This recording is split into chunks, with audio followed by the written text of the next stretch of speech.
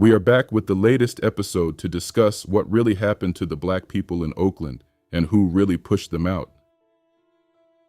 You see, when people think about Oakland, they automatically think about blackness. People like football legend Marshawn Lynch, and also the home of music greats like the band Tony, Tone. The list goes on and on. Oakland has long been associated with Black culture, Black politics, Black music, Black street culture, Black churches, Black activism, and Black migration stories connected to families who escaped the Jim Crow South searching for opportunity on the West Coast. But what if somebody said that if you look beneath the surface and beneath the deep layers, there's a serious problem quietly unfolding inside the city? Scope News decided to investigate who was behind this erasure and displacement of Black people in Oakland, because even longtime residents admit the atmosphere feels different now. Even the smell of the city has changed, according to people who grew up there. Something feels off. And this is what the investigation uncovered. Let's go back to the late 1970s in Oakland, and the city is one of the blackest major cities in California. Black families are deeply rooted throughout West Oakland and East Oakland. Churches are filled every Sunday. Black-owned businesses line major corridors.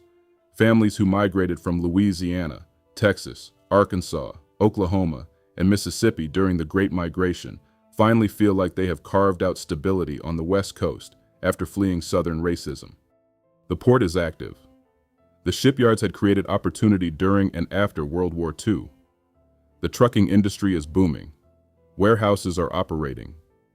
And the Oakland Army Base is still providing jobs connected to military logistics and transportation. Many Black residents are working class, but they are surviving through union labor, industrial work, city jobs, transit jobs, and small business ownership. By 1980, Oakland's Black population reaches nearly 47% of the city. Now fast forward to today. Oakland's Black population has dropped to roughly 20% according to recent census estimates. Entire neighborhoods that were once overwhelmingly Black have changed dramatically. Longtime residents say they barely recognize the city anymore. Some moved to Antioch. Others ended up in Stockton, Tracy, Vallejo, Sacramento, Richmond, or farther inland. Some families left California entirely because they simply could not afford to remain in the Bay Area anymore. What happened to Oakland was not one single event. It was a slow, layered collapse caused by economic restructuring, housing inflation, redevelopment politics, predatory lending, state housing laws, displacement pressures, and the transformation of the Bay Area into one of the most expensive regions in America. One of the biggest reasons Black Oakland declined was the destruction of the industrial economy that originally helped build the Black middle and working class in the city. Oakland became a Black migration destination, largely because World War II and post-war industries opened doors for Black laborers escaping Jim Crow segregation in the South. Shipyards, railroads, trucking routes, military supply chains, and the port created employment that did not always require advanced education or inherited wealth. For many Black families, these industries represented the first real opportunity to own homes and establish generational roots in California. However, beginning in the late 20th century, Oakland's industrial base began shrinking. Manufacturing declined across America. Warehouses automated. Port labor changed. Union jobs became less stable. Factories closed or relocated. The closure and decommissioning of the Oakland Army Base became one of the most symbolic blows because the base had historically employed large numbers of Black workers from surrounding neighborhoods. When those jobs disappeared, many Black families lost the kind of stable blue-collar income that had once allowed them to survive Oakland's rising cost of living. The city's economy increasingly shifted toward professional services, finance, healthcare, education, and later tech-related growth tied to the broader Bay Area economy. At the same time, Oakland's housing crisis was quietly building underneath the surface. Black residents in Oakland had already been disadvantaged for decades because of redlining and housing discrimination. Banks and federal housing policies historically restricted where Black families could buy property.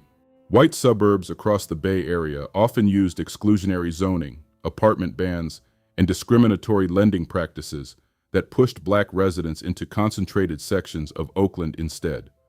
The result was that many black families entered the modern housing market with less accumulated wealth and fewer protections than white homeowners in surrounding suburbs.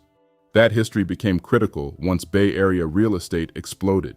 During the late 1990s and early 2000s, the Bay Area economy became heavily shaped by Silicon Valley wealth and technology expansion. As San Francisco became increasingly unaffordable, investors, developers, professionals, and higher-income residents began turning their attention toward Oakland. Downtown redevelopment accelerated. Luxury housing projects increased. Formerly neglected neighborhoods suddenly became attractive investment targets. Because Oakland still had relatively cheaper housing compared to San Francisco, the problem was that Black Oakland residents were already economically vulnerable when this wave of redevelopment arrived. Then came the foreclosure crisis, which devastated Black neighborhoods nationwide but hit Oakland especially hard. During the housing boom leading up to 2008, predatory mortgage lending disproportionately targeted Black and minority communities. Oakland later sued Wells Fargo over allegations involving discriminatory lending practices that pushed toxic mortgage products into minority neighborhoods. When the housing market collapsed, Black homeowners in Oakland lost homes at alarming rates. Entire neighborhoods in East and West Oakland experienced foreclosures that destabilized families who had spent decades building ownership. The foreclosure crisis also opened the door for large-scale investor activity. Research and reporting during the post-2008 years found that investors were buying huge amounts of Oakland foreclosures, particularly in heavily Black neighborhoods where housing had suddenly become cheap after the crash. Some reports estimated investors purchased nearly half of Oakland's foreclosed homes during certain periods. This changed the entire structure of Black housing stability in Oakland. Families who once owned homes were pushed into the rental market while investors converted foreclosed properties into rental portfolios or speculative assets.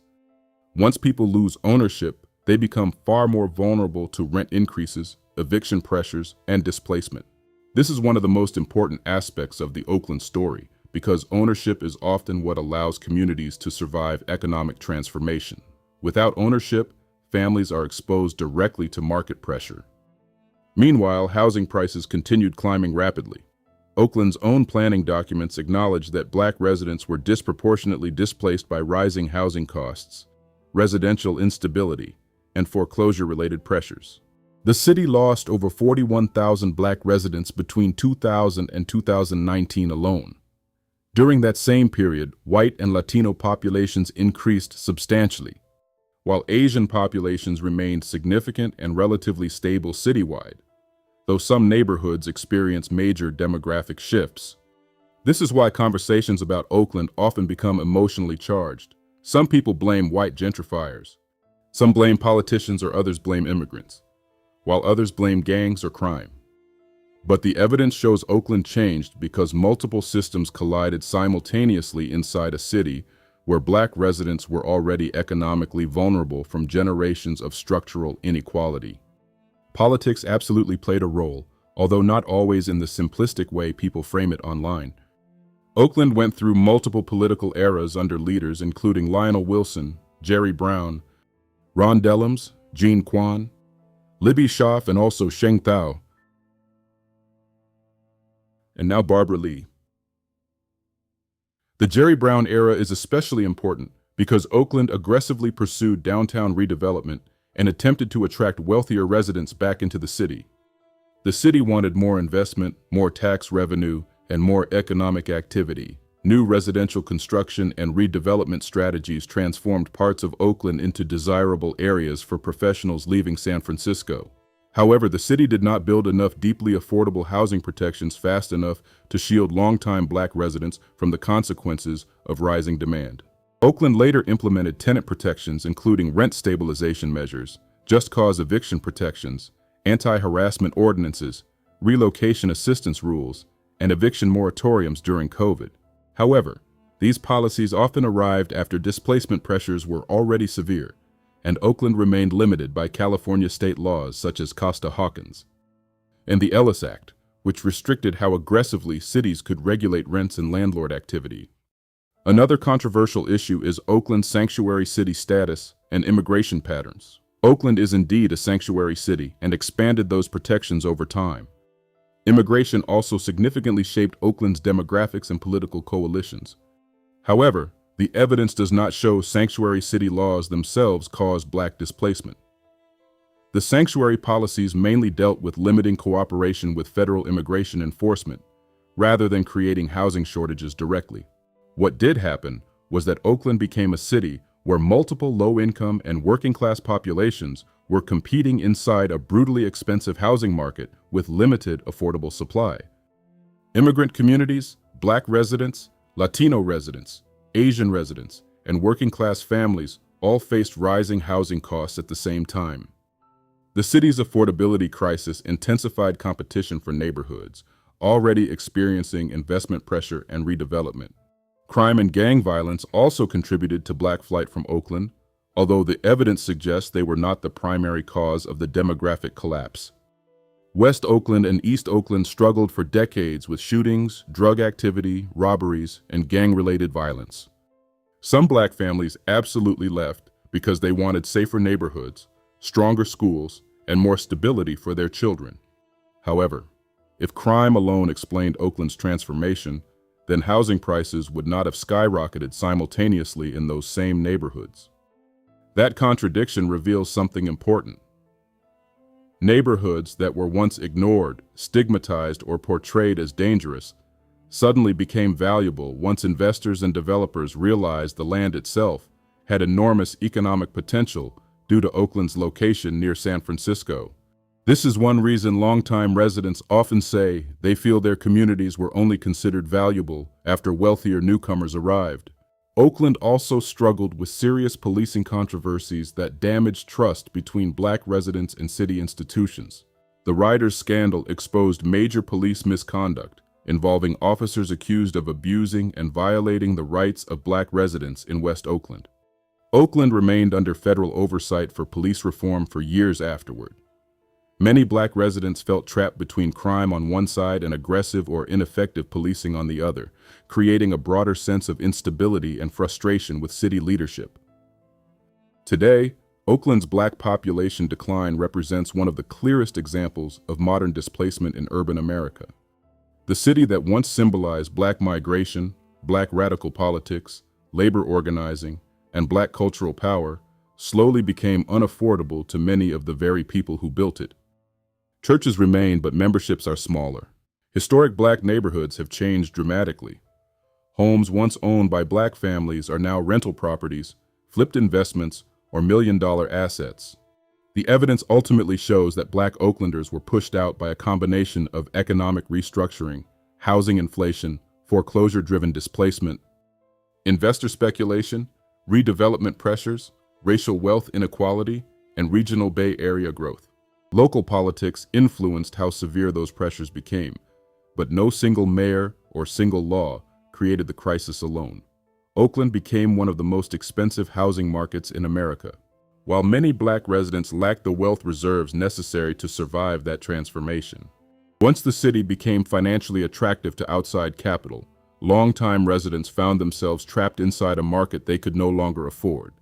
So while the future may seem bleak for the city of Oakland, some black residents are pushing back and refuse to leave, showing solidarity with their beloved hometown. Scope News tells the truth. Here are the facts. Research for this report included Oakland Housing Element demographic reports, Bay Area Census historical data, reports from the Othering and Belonging Institute, the Urban Displacement Project, Oakland anti-displacement planning documents, public records regarding sanctuary city policies and rent protections, reporting on investor foreclosure purchases, research regarding the Oakland Army Base redevelopment, and Census Bureau demographic estimates. Legal disclaimer. This content is intended for educational, informational, commentary, and entertainment purposes only. This episode discusses historical demographic shifts, housing policy, economic change, displacement, redevelopment, policing, and racial inequality connected to Oakland. The report is based on publicly available records, planning documents, census data, policy reports, academic research, and journalistic investigations available at the time of writing.